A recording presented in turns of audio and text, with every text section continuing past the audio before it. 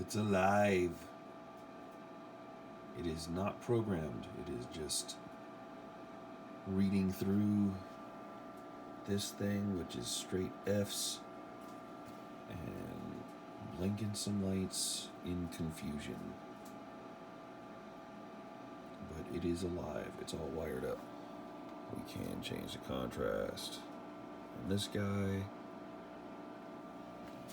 right now it can only address 8 kilobytes of ROM and 8 kilobytes of RAM. And hopefully it can also address this screen here. And I would like to add an input device, but we need to program it first and get anything printing on this screen before we go adding features and expanding its capabilities. We need to make sure it's capable in the first place. Alright. There's a Zilog 80 breadboard computer. Whee! Faster.